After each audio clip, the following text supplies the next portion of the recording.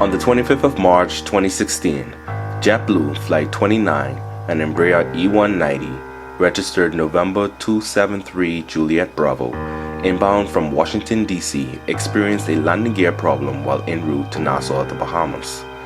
During the approach, shortly after the pilots lowered the gear down, they acknowledged the nose landing gear was not fully extended. A go-around maneuver was made, and numerous attempts to lower the gear as stated in the emergency checklist was performed.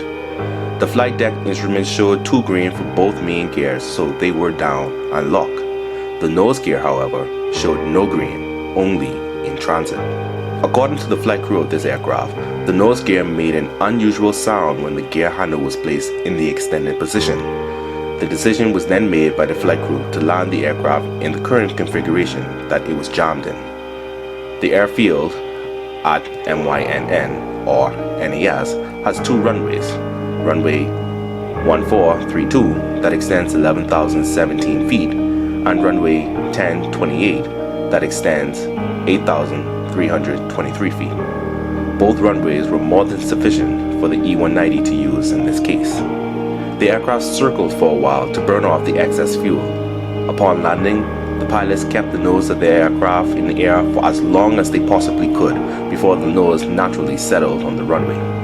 The aircraft slid down runway 14 with the underlying nose structure being damaged, coming to a rest on the center line near intersection Bravo, and the nearby awaiting fire trucks foamed the aircraft and its underbelly to prevent any post-crash fire.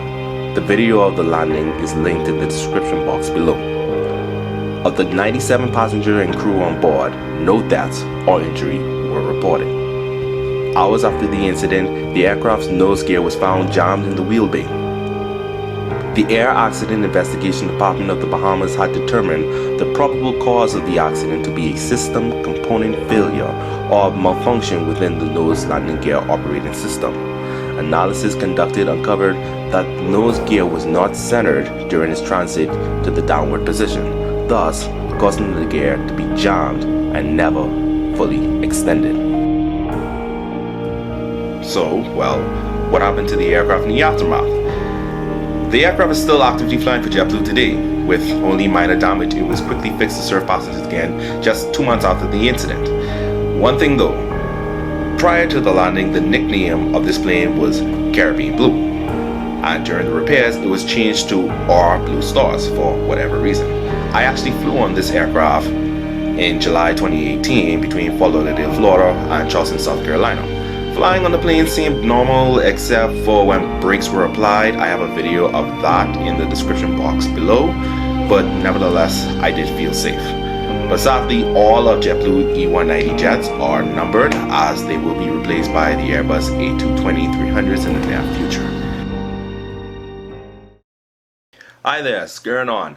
Thanks for watching. This is the first of a series of videos that I'm working on that are coming out soon, so make sure to subscribe so you don't miss out on any of them. I will truly appreciate that. Until then, we can link.